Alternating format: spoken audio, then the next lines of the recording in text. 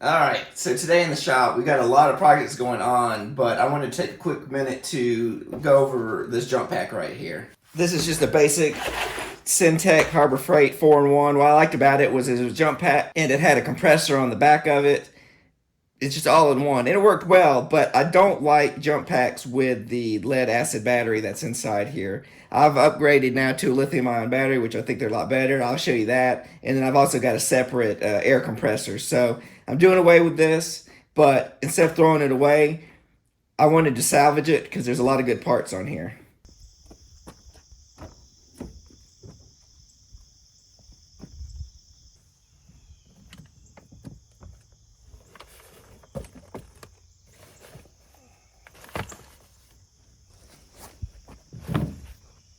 From that old jump pack, I've condensed it down to this new setup, which I like it a lot more.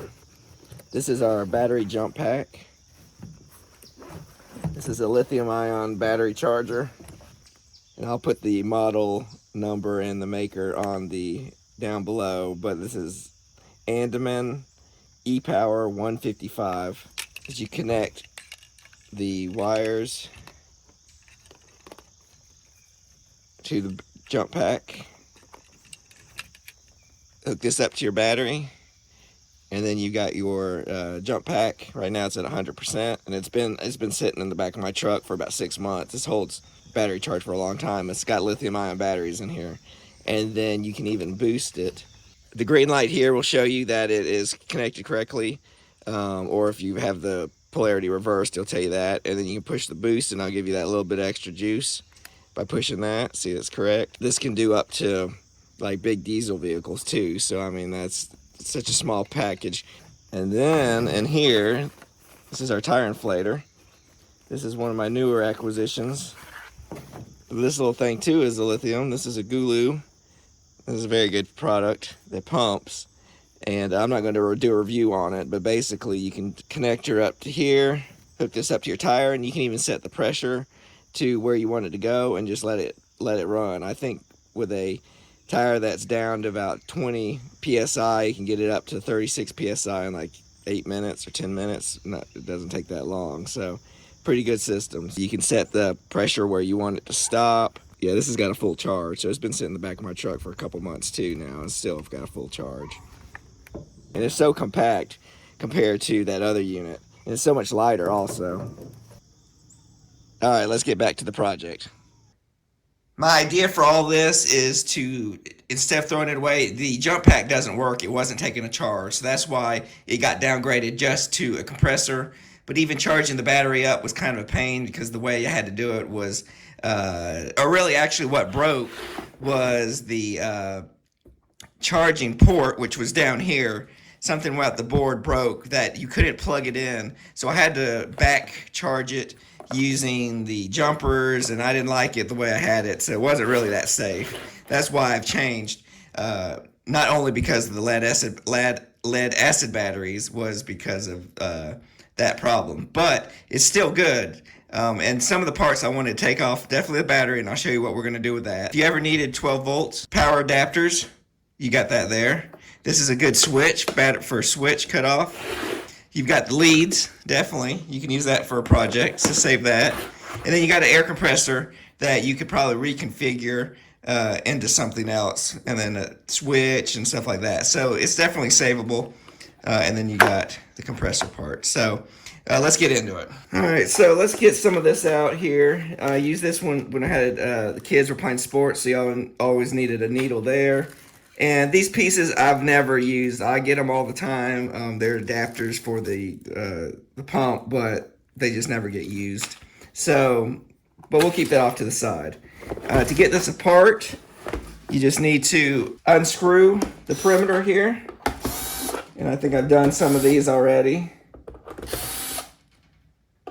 And we can even keep some of these screws because these are screws that create their own threads into plastic, so that's kind of helpful to have if you're doing a project and need some of these screws like that. So we'll keep some of those. And then the perimeter screws are still in there. They're deep down. we'll have to get them later. Let's see what, there you go. So what I thought was interesting is, I don't know if you can read real close here. This says inside it's a 12 volt, 17 amp battery. And I thought that was pretty huge, but I guess you need that for a jump pack. But for what we're gonna use it for, I only needed 9. So this is, I think will definitely work, if not overkill. All right, so we're taking this off. You've got 2 wires here that connects all the pump. So we'll just unzip tie it here, and then we can pull the plugs out and keep it without cutting the wires. You know what? Before we start doing any of that, let's get this battery disconnected. This is a huge battery. I didn't realize how big it was.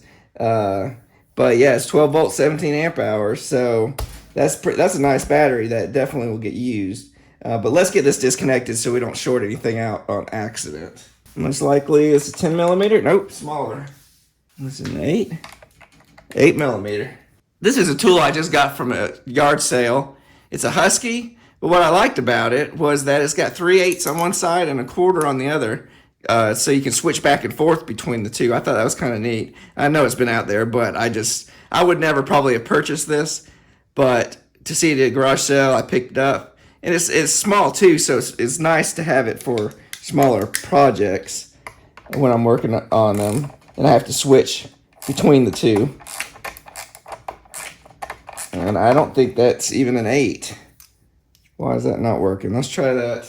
Nope, maybe it's Imperial. 5/16. Let's try that. I'm tightening it.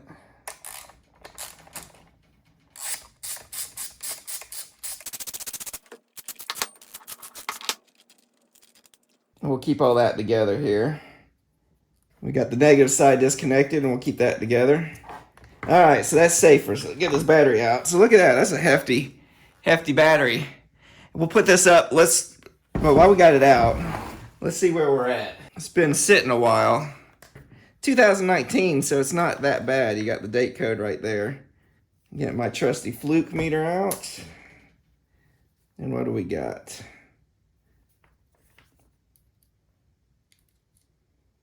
$11.37, so it is a little low, but let's put it on the battery tender and we will get it charged back up.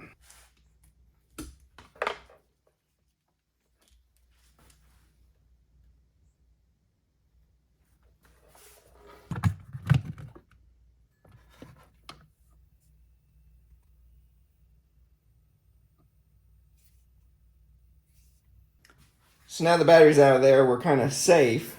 So here's the main battery cutoff. The power came in through here to the shutoff. And then it goes to here. I think this is a fuse. Let's get that taken apart.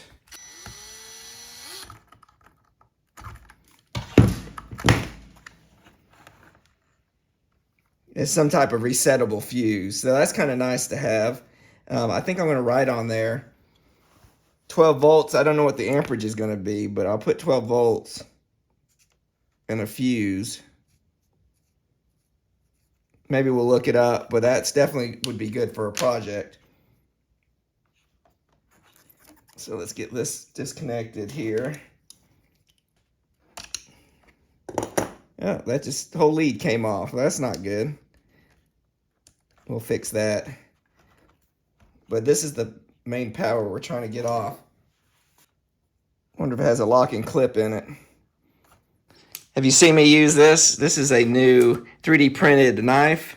It's AVE has released this. It's free because he's selling a metal version of this, but I printed the 3D version that he's given out. It's pretty cool. It holds the 25 millimeter blade replacements in there, and those blades are awesome. They're so sharp. So it's kind of a neat little thing he's doing.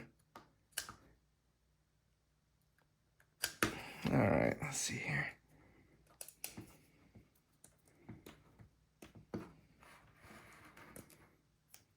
Wonder if there's a locking mechanism on here. Possibly. Yeah, there's one right in there. See if I can get a pick.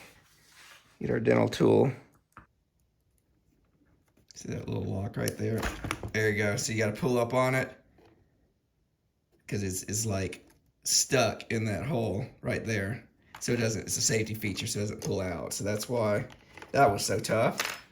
Let's disconnect the ground here. So we're trying to save all this so we don't have to cut it. Save all the ends as much as we can rather than being He-Man and just cut through everything. So, all right, so that gives us this cute little compressor here. That would be kind of neat if we could put this and mount it inside the truck and have like an onboard compressor type, but that's for another project. We'll keep that off to the side. Here's a negative ground cable. I mean, this is good wire, good clip. Definitely could power up a project, so we'll keep that separate. So we got this fuse, and then we've got the power adapters here. So basically, the charge monitor that was here, we're not going to be able to use. So you had a USB charge monitor. This is the button for the work light. We might be able to play with it maybe in the future and kind of see, but really it's not worth it. If I was going to build something, I'd have a little bit more custom.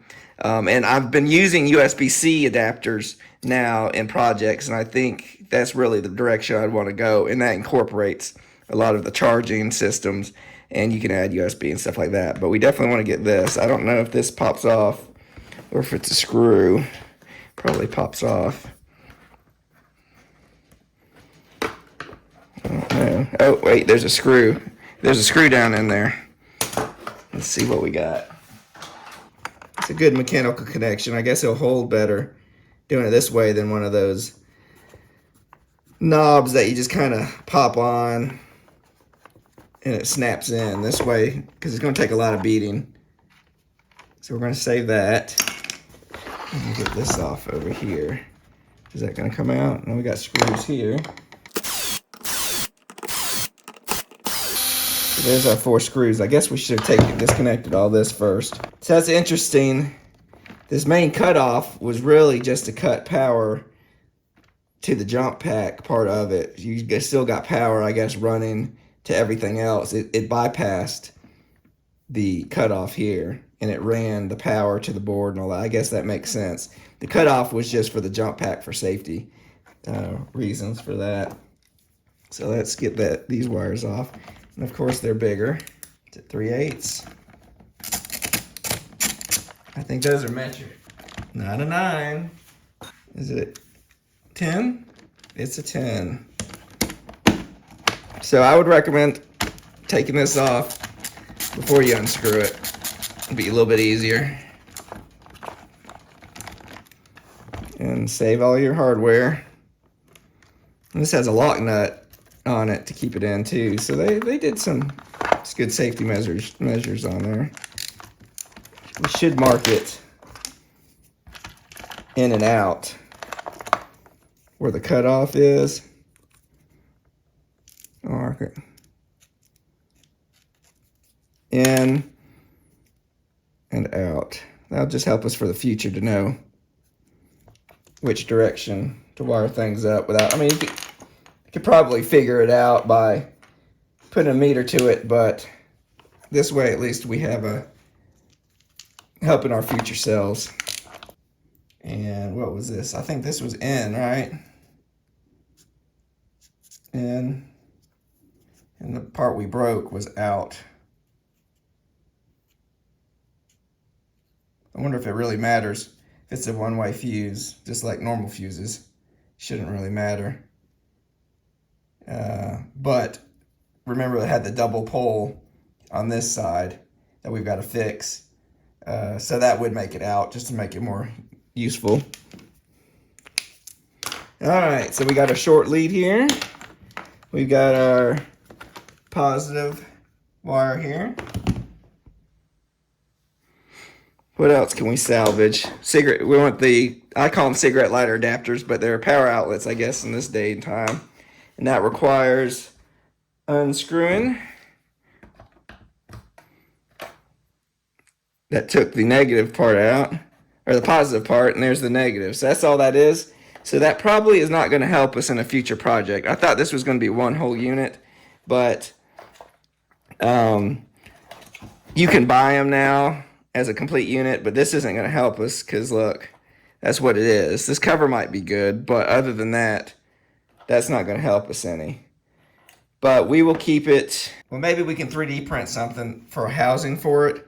But unless you have a housing, it's kind of got exposed wires, and there's a lot better products out there than there is. So we're just going to leave that connected right now. And then that's the circuit board, which I'm not too worried about. And let's see here. See, this is what's always amazed me. It's got this molded plastic in the two different pieces out here screwed in. So this molded plastic is screwed into the red, the black and the red, and that's kind of how they make it interesting. So I think that's about it. All right, let's check how our battery is doing. It's not warm, so that's good. Let's check it out here. We've got a blinking green, which means it's still charging, and a occasional blue, which means it's desulfating the battery. And then the solid green means that we are connected properly in the power. So when that top green light goes solid green, that we know that's done. And that's going to probably take a couple hours, so we'll leave that be. So this is one thing. I mean, I like taking things apart. You get to use tools, and you get to play around and see how things are built. But I especially like when we can take something that's destined for the trash and recycle some of the parts, because these are still good parts. It's just one little piece broke on it that's made it not usable as intended, and you get good parts out of it. You get a battery cutoff. You get a fuse, a big strong fuse, a little short lead. You get 2 leads and 2 clamps for a project. You get a compressor, and you get little screws there, self-tapping into plastic screws. And this is really only our waste that I don't think I'm going to be able to use. But other than that, I mean, this is some good stuff that I probably need to buy anyway for a project in the future. So instead of buying it, I've got it here. So the next thing is we've got to store it. That's another project for another time. Okay, we've been sitting for about 8 hours now, soaking. So let's get this unplugged and let's see where we're at.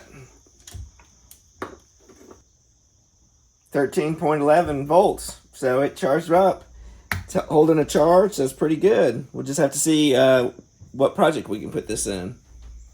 So let me know in the comments below what type of projects you've used parts from other projects before to make up. I think we've got about 3 or 4 different projects just right here that we can make from this one jumper pack. Well, I appreciate you following along, and we'll see you next time. And if you'd like to see more videos like the one you just saw, you can check here and here. And remember the ABCs of making. Always be creating. Till next time.